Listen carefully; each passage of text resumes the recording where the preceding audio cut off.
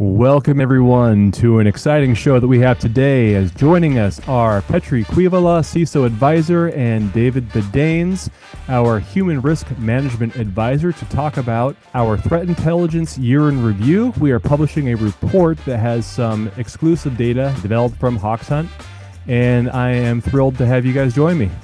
Thanks, Elliot. Good to be here again. Elliot, thanks so much. Always a pleasure to be with you.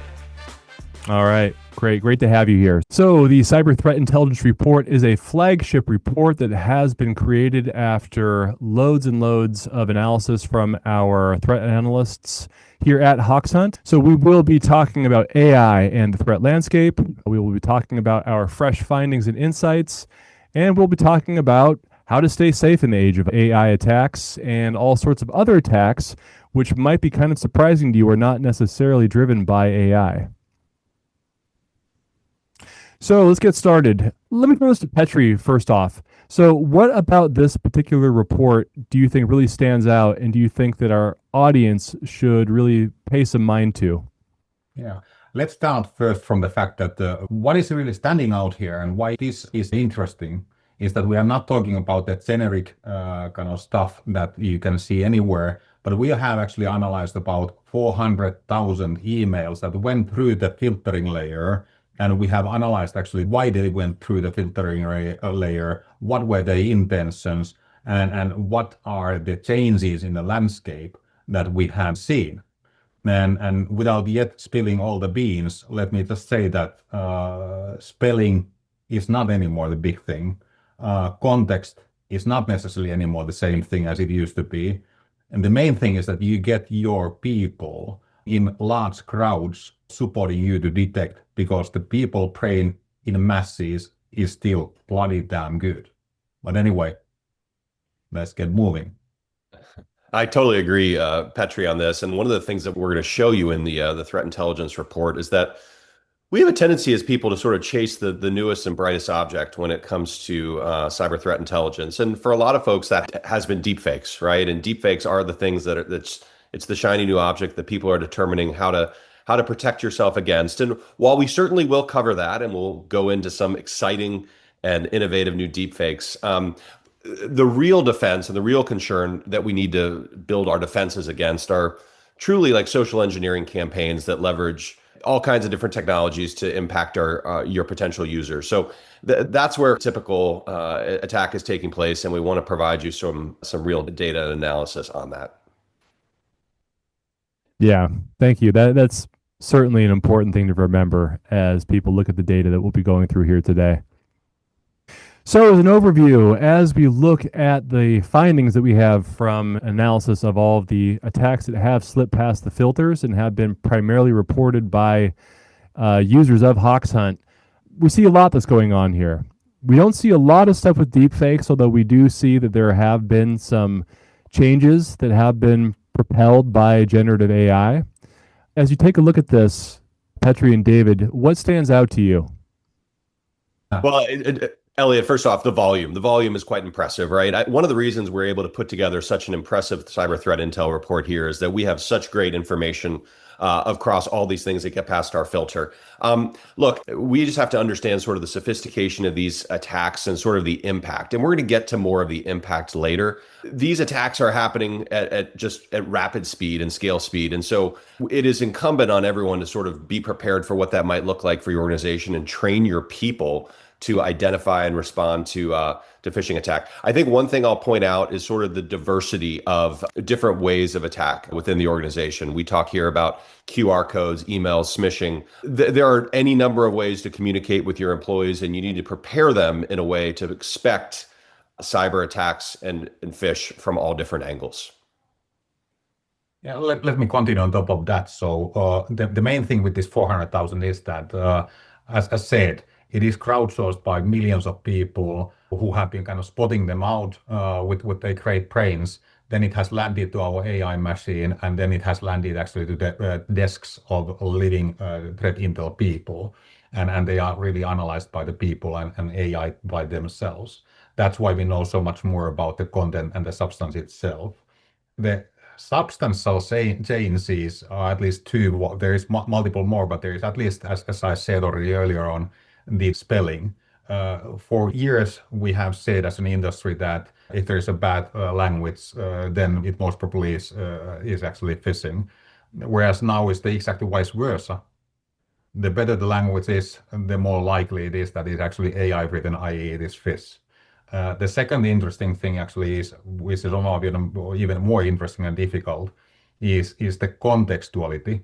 If you play with the laws of large numbers and you are sending millions of emails as phishes out, and you are trying to think that what are actually contextually interesting topics like salary raises and so on to the people, it hits the nerves of some people always. And that's why you need a larger group of people who is then capable of reporting them out. Then there's a reaction process also.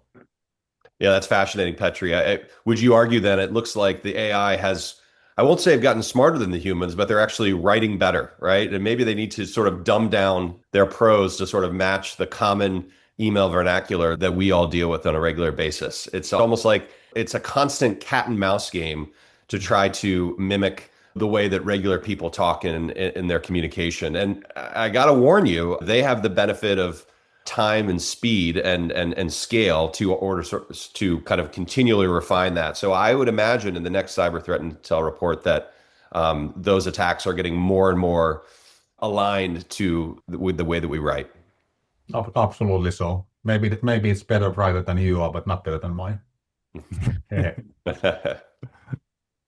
Well, let's talk about this then. So people are being targeted by very sophisticated attacks. Does training actually help them? It looks like for the first time, the Verizon DBIR has found that, yes, training actually works. Petri, what stood out to you about the findings from the Verizon DBIR in 2025? Yeah, but these numbers that are kind of shown in here, they are kind of interesting, showing that there is at least some sort of improvement when you do the training. What we are not showing in the slide is actually that when you are doing the training really, really well, the engagement rate, i.e. the reporting rate, is easily averaging more than 60%, and in some cases close to 85%. And that just highlights the fact that yes, you can do phishing exercises and simulations in a good way and in a bad way. It's a bit like a knife. You can stab yourself, but you can also use it for other more constructive purposes. So it's excellent to see that humans, if they are treated well in a positive, gamified way, they actually learn. They don't learn about those spelling mistakes, but they actually learn a new instinct of spotting something odd. Yeah, Petri, and piggybacking on what you said there, I think the operative word on this slide is good training works. Generic one size fits all training. There's been studies shown that impact and the decrease in susceptibility to phishing attacks can actually just be negligible in those situations. But productive, individualized training courses and training pathways that teach people to recognize and respond to malicious emails, malicious SMISH, QR codes, that actually can drive impact, as the data has shown. And this is really where you need to meet your people. The fact is that individualized pathways for people to learn, it makes a world of difference. And your people are out there as your first responders and as your essentially your data points out there in the field. So yeah, good training works. Well said, gentlemen. Well said. And let's hope it works, because there is a huge tidal wave of malicious emails coming at us now. So a couple of years ago, SlashNext started looking at just the sheer volume increase in malicious emails since the advent of ChatGPT, and there was a 4,151% increase in malicious emails that were sent, and those were scanned and caught at the filter level. Also at the filter level, this was from 2025, Viper Security found that 40% of attacks caught at the filter are AI written. So if you do the math on that, it's billions of new emails that have been created since the advent of ChatGPT, and billions of those are actually written by some form of AI. So again, there's a ton of stuff at the filter. Does that matter? How important is it that there are loads and loads of stuff that are being sent out and then being caught at the filter level?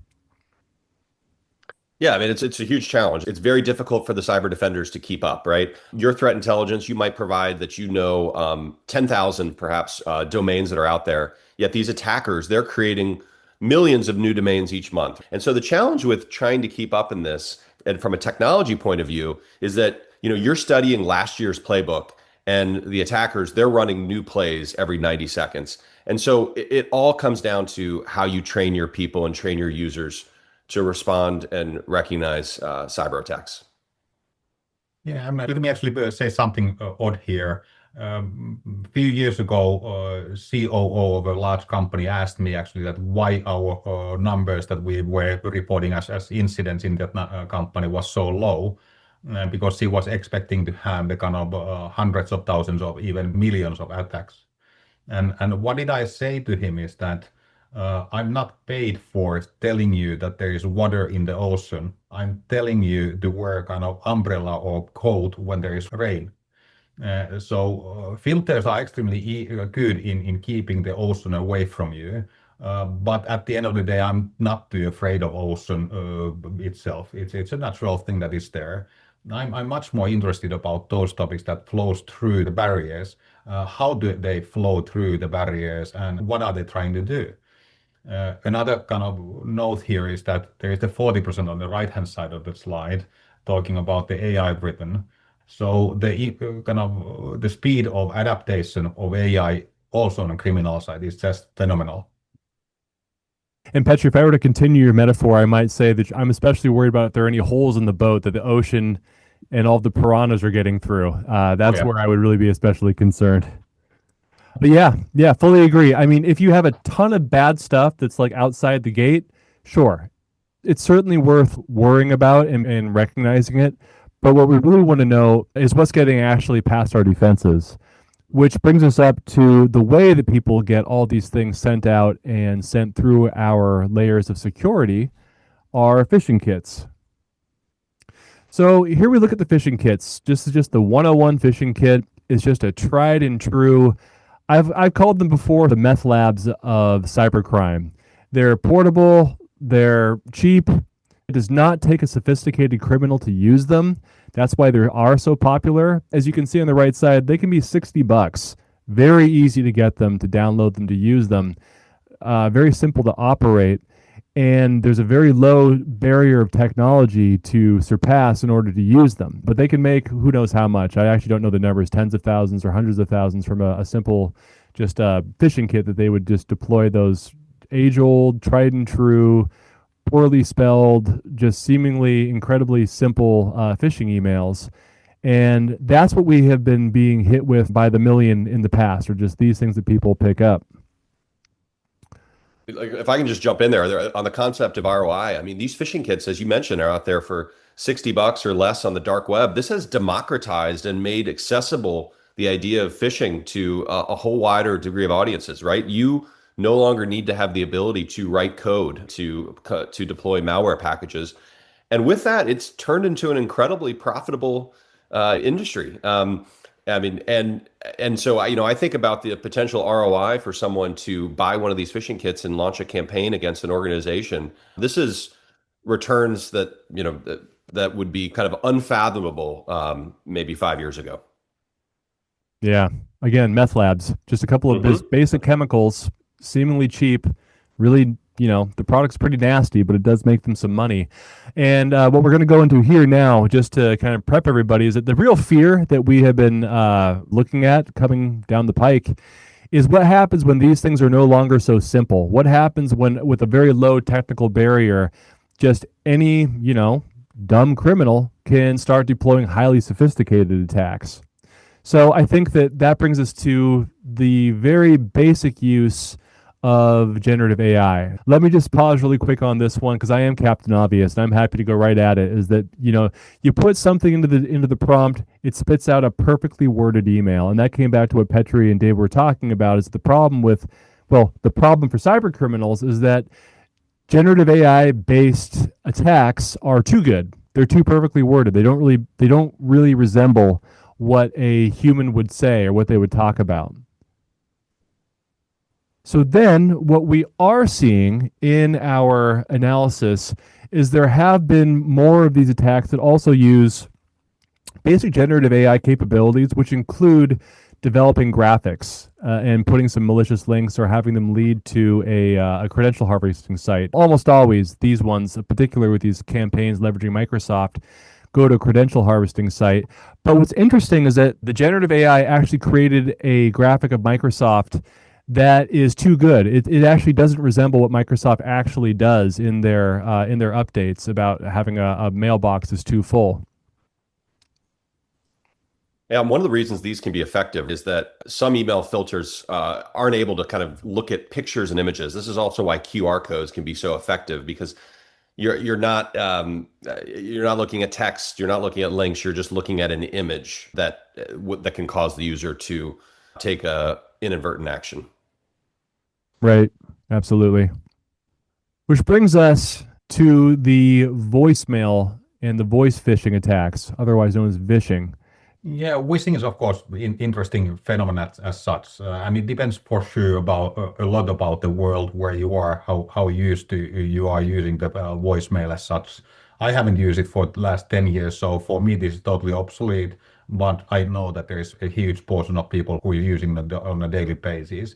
You are when you are doing this and listening to the voicemail, you are obviously in a hurry. You are transitioning from one place to another one. You are trying to catch up with something that you lost during the day, and you are not paying attention so much to what is this thing, what is the context here. And that's why I believe that it actually can be pretty effective way of tricking people. Altogether, what I would like to actually highlight of your previous slides, what you just said there, is that when things are starting to be too good, then it's extremely important that people have that instinct of realizing that this is out of context, this is out of my real life and real day. And that's why I think it's extremely important that you train the people with the correct means so that they actually can stay up to date with today's threat landscape. Yeah, well said. Okay, so this one freaks me out. I've been afraid of this happening for a long time since some of our top threat analysts and red teamers were talking about this. Absolutely, and correctly said that this really freaks you out. It freaks me out as well. The whole industry has kind of known that 2FA is one of the best medicines against the phishing risks. Obviously, it is not actually taking care of the direct links to the malware. So even if you would have perfect 2FA, still there is kind of areas where the phishing can be effective. But this, what we are seeing here, first of all, I said 400,000 samples, and our analysts are seeing a new trend, something that QR code was like 2 years ago, something that is not yet in a peaking phase, but where it's actually more than a few cases only, that actually the attackers are using the attacker in the middle type of tools, where they are not anymore stealing your passwords, but they are actually stealing your session keys directly from your kind of technology layer. And if you have, for example, configured your TFA so that it trusts the login for the next 24 hours or next 30 days, which is actually not very unusual at all, that actually means that the attacker actually has access to the environment for the next 30 days or however long is that session. And you cannot squeeze that session to be shorter and shorter, because then it becomes a huge annoyance from the usability point of view. And that's not something that you can do, because then you are actually eating the profits of the company, because you are just consuming the time of the employees. So I'm just saying that this is starting to be really scary. And the only MFA type of thing that is, of course, works well against these is the FIDO Alliance type of physical keys that we are, for example, internally using. But being CISO in a large organization, I must say that the whole IT stack is not ready for these modern 2FA solutions. So you're starting to be actually put in the middle of the really rock and hard place as a CISO if these attacks become even more popular. Yeah, thank you for that, Petri. And I could just read something from the cyber intelligence report. And again, I recommend everyone check those out because it goes into more detail about this. But Organizations should adopt phishing-resistant MFA, bind sessions to devices, and monitor identity telemetry for session reuse. User agent shifts and rapid post-login changes. Detection must pivot from static indicators to behavioral and session-level analysis, treating tokens as primary evidence of compromise. Those are nice words, but to be fully honest, in real life, really damn difficult to implement. I'm sympathetic to all the people who needs to be implementing that stuff. So we've talked about these math campaigns that use generative AI to make everything look a little nicer. What happens when agentic AI actually makes spear phishing the new normal? How is that different? David, did you want to kick us off on that topic? Absolutely. Like this gets down to targeting 101, right? Any malicious message is going to work best when it's personalized to the target. If they think they're interacting with a colleague or a service that they trust and that they regularly interact with, let me just give you a vision of this or an idea of this. So, with AI, they can take a look at your LinkedIn profile, read your last 50 posts, analyze your writing style, identify who your colleagues are, and generate a really convincing spear phishing email. And this is all done before you finish your morning coffee, right? Your digital footprint, it isn't your resume anymore. It's their research. And that's why this is so important. Traditional spear phishing, we've seen it before. One attacker, one target, hours of research. AI spear phishing, one attacker, 10,000 targets, each with personalized research at machine speed, 10 minutes. With agentic AI here, we did not just lower the barrier for entry for cyber attackers, we eliminated it. And that's what's so scary. So let's take a look at the generative AI and phishing 2025 findings. The themes that were in generative AI, they mirrored the overall 2025 landscape. So they weren't necessarily purpose-built and deployed through generative AI in order to do something totally different. And the large generative AI Microsoft impersonation campaigns use lookalike logos built from HTML elements such as tables rather than images, as we've seen in these various Microsoft attacks. The emails are often grammatically correct but may sound unnatural, as we have discussed. And the automatic personalization, those spear phishing emails, is common but at times unsuccessful in Gen AI phishing, sometimes leaving placeholders such as references to victims visible to recipients. So rather than seeing like your name, it might have like, dear, person I'm trying to rip off. So AI can be used for bad. Petri, what happens when you use it for good? Yeah, we shouldn't be doom and gloom. This industry has, for the last 30 years that I've been witnessing, it has always been the whack them all type of thing. We have been using AI for helping people to get that instinct that I already talked about. When there is something that people are reporting, the AI can immediately give you feedback that were you reporting something that was a simulation or was it actually an actual attack. You get that feedback within the next 5 seconds actually of you reporting it. And that's a hugely beneficial thing for increasing the motivation of the people who is participating to the training. And it also gives you the feedback immediately. That's not the only thing. We can also, of course, understand the exact role of yours, the exact competence level of yours, and the weak spots of your nature, and we design very personal trainings to you, how you are, so that you are actually really into this thing. And then lastly, when I'm saying that there's a loss of big numbers and the attackers are sending huge amount of emails, and there is always someone to whom the context even is correct today, and they will be having the bad day, and they will be clicking the stuff. There will simultaneously be someone who is actually clicking the same thing and reporting it out that, hey, this is something fishy.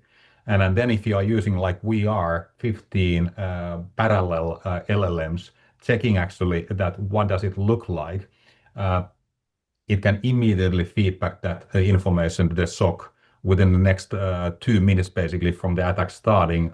Based on our kind of statistics, the SOC will know that there is something fishy ongoing. And something actually that maybe I even shouldn't say, which is not public yet, and that's why I'm not mentioning the names of the companies. But very recently, we actually had one of our customers coming back to us. They have 100,000 employees working for them. and they were testing us and the biggest players in the market, and they found out that we were capable of reporting 10 times more accurately and 10 times more in volume of those attacks that has actually gone through the filters. And that's something that when you build all this together, the helping AIs together, you can actually build AI together with the crowd, and then you are building something that no one else actually has. Yeah, very interesting. So now we are going to get into the topic that most of the crowd here has probably been waiting for, and that is deepfakes, where seeing is not believing. And deepfakes can come in different forms. And what you're seeing here, these are actual cases from 2025 where there was a large-scale breach using some form of deepfake attack. Scammers siphoned $25 million from engineering firm Arup via AI deepfake CFO. That's where someone had a large invoice redirected, posing as the CFO. Salesforce customers fall victim as shiny hunters and scattered spider joined forces with coordinated social engineering campaign leveraging vishing. That has probably, if you don't remember these names, shiny hunters and scattered spider, you might remember some of the attacks that they have done, such as the big MGM attack with scattered spider using a vishing attack aimed at the IT help desk. I've actually personally heard several different CISOs from large companies talk about how often their help desks have been targeted by these types of attacks. Experts link Qantas data breach to AI voice impersonation. Similar kind of attack there from over the summer. And this was an interesting one that I've also heard a lot at various conferences, people talking about being worried about, which is recruitment scams, with fake job seekers are flooding the market thanks to AI. And that's sort of a large topic in and of itself. There are several different kinds of attacks and scams that come from that. Absolutely. Elliot, this reminds me, I mean, back of those of us of a certain age, if we would send out a note to our friends and we said, oh my gosh, I just saw Tom Brady at Jimmy John's, what would they always respond with? They would always say pics or it didn't happen, right? And that deepfakes, I mean, I don't need to tell the folks on this call, but that has completely changed the paradigm. So the challenge with this is that you really need to teach your people just to have that skepticism, to trust sort of their instincts of, is this what I was expecting? Is this real? And just to know how challenging that can be in the world of AI. Yeah, absolutely. And one of the more interesting examples of a deepfake attack from last summer was when someone created a deepfake attack of the CEO of YouTube, and they contacted all of the users of YouTube, the content creators, and said, hey, we've changed our policies, click on these links, and you have to do that. And they got scammed by doing that. So there was a lot going on there with that kind of a social engineering attack where you freak people out because they might lose some money or they somehow have skin in the game with some kind of a change, there's a sense of urgency. And then you have this person who how could you possibly not trust the CEO of this large company telling you that there's been some kind of a change? These things are happening. They're happening in different ways. They're attacking people in different ways. So how do you tell if someone is a deepfake or real? I can put this over to both of you. What do you think about these telltale signs of a deepfake? We are currently in a phase where we are kind of acclimatizing ourselves to the deepfakes, and maybe this stuff is real today. Yesterday, I was actually making myself familiar with the newest release of the Nano Banana, and to be fully honest, that is just marvelous way of doing stuff that you couldn't do yesterday, the day before. This is going to be very obsolete in few months, and we don't know when and where. Make your instinct what is real, what is contextually correct for you to be able to report, make it for the masses, and then you are starting to be protected. But if you're looking into this sort of kind of transactional stuff, you're going to lose the fight. Absolutely, Petri. We're so focused here on how they are saying it and who is saying it without thinking about what they are saying, right? Yeah. And that's what it really boils down to. Is this something that's out of the ordinary that you're receiving? Do you have the ability to sort of go back to this person through a different communication channel and say, hey, I just got this message from you. Was this you? So I think my takeaway here is listen, not only you listen to your gut, but also tell your people and your teams to listen to their guts as well. God is really important. So another trend that we have seen is that the different kinds of attacks are slipping out of email or are blurring the lines between email and social media. And this is becoming a increasingly big problem and an increasingly big concern. And there's been a 600% increase in malicious social media links and phishing emails since 2023. But it is possible that the rise in compromised business email accounts drove much of the increase, as email signatures often contain links to social media. And so they were using those as a way of further attacking people who were within that executive's communication sphere. So I don't think we need to go through these too closely, but these are two different kinds of kill chains for one goal. And the way that people will go through that, the kill chain is one is the meta recruitment, and kill chain two is an ad policy violation. So Instagram is part of Meta, so we're calling both of these meta attacks. But this specific meta impersonation on kill chain one targets organizations' social media credentials by alleging account suspension due to advertising policy violations. Recipients are sent a phishing message that leads them to a fake support chat with a live agent. And, again, you have to remember, so when we talk about kill chains, we're talking about all the different steps in an attack. So it's not just that you click on something and then all heck breaks loose. There actually is something that has to happen next for you to be completely compromised. And while the attacks initially focused on impersonating social media platforms, they later expanded to target other large, well-known companies like Red Bull, Apple, Marriott, and Coca-Cola. Despite spanning different industries, all the impersonated organizations share the trait of having a well-known brand to catch the attention of marketing professionals. In all cases, the primary goal remains gaining access to business meta accounts, which is achieved by asking the recipient to log into fraudulent sites like a fake Calendly page with their meta credentials, even when a different brand is impersonated.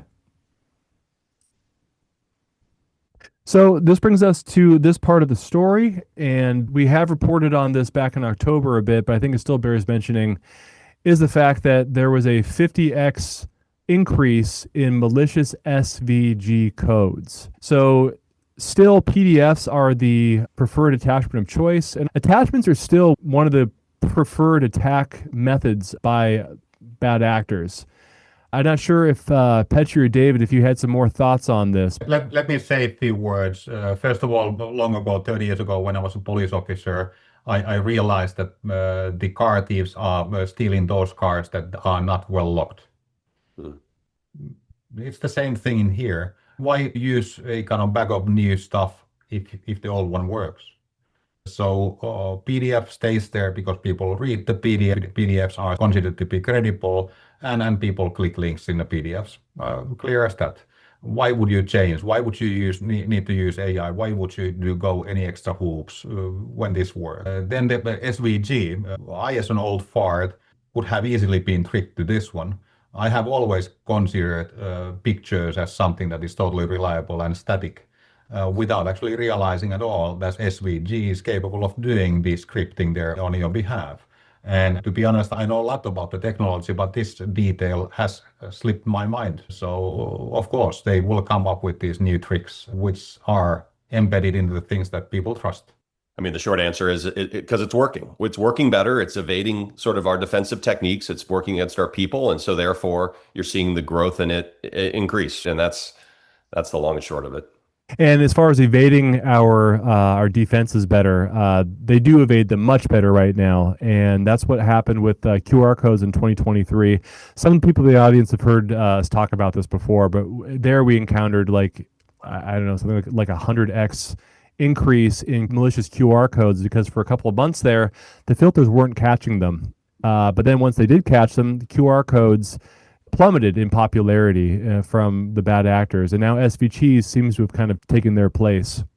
Yeah, interestingly, what you are saying also in the report, though, is that the QR codes have been now hidden inside of the PDFs.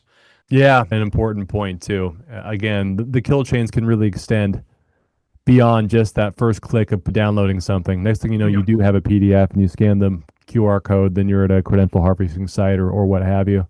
Let's sort of finish up today. We're rounding the final turn here into the good news. And the good news is that good training works. We started off with some good news. Let's finish off some good news. And go ahead and take us through some of this good news. What are some things that you find to be most encouraged by? I think I said at the beginning, we said generic training may not work, but good training does work, right? We need to train our people to be our best first line of defense against these cyber attacks. And frankly, they can be, right? The average cost of a successful phishing attack, look, it's, could be $5 million. This is real stakes and real impact. And so what I would encourage you to do is to think about the way that you're training your users. It's not a one size fits all. It's also not just a one technology. It's how you integrate a positive culture of cyber awareness across your entire organization and use the levers, use the tools that you have to sort of make cybersecurity everybody else's job within the organization, that they personally feel like they're on the front lines for cybersecurity. And this comes to the psychological difficulty of people not actually being too afraid of the things and that are too common. We, by nature, are very afraid of things that are rare and disclosed in the news. And why I'm saying and starting with this is the same thing that I said in the beginning. More than 20% of the real breaches, the big breaches, are starting still with the phishing or similar kind of social engineering. And if you are capable of harnessing your people to report them, the best people reporting them in less than 2 minutes, and engaging your people to report more than 60% of them reporting it to you, you are on the good side of things. As long as you kind of link that to your SOC, who is then capable of cleaning before it becomes a mess. So I think that we can still fight, and we are on the better side of the whack them all game. But yes, there is lots of moles. Absolutely. There are a lot of moles. And also, just to reiterate, when people are reporting these threats on a platform that's designed to orchestrate those threats up to your SOC team, then all of a sudden you have intelligence into what's in your system. You can be proactive. You can move ahead of it. You can see how the threat landscape has changed, and then you can adjust your training as well. Gentlemen, I think this is the end for us today. So I appreciate you for coming on, sharing your expertise. I'm sure that the audience appreciates it as well. And any final words? Thanks for the chance to be on, Elliot, or maybe you actually are a deepfake version of Elliot. So I'm not even sure who I've been having a conversation with today, but it was a wonderful conversation nonetheless. It was a deep thought, David. Thank you. Well, thank you both. And just a reminder to everybody, please check out the Cyber Threat Intelligence Report. It is a fantastic resource for you. There is so much more in there than what we were able to cover today. It's weighs in at about 50 or 60 pages, but it's also broken down in some nice infographics, so you can check it out at a glance. You can get deeper into it. And if you guys have any more questions, please do contact me or Petri or David or any of our other experts at HawksHunt. We'll be happy to answer your questions. Happy to go over these results and findings, and happy to help answer any of your questions about developing some defenses against these sorts of threats.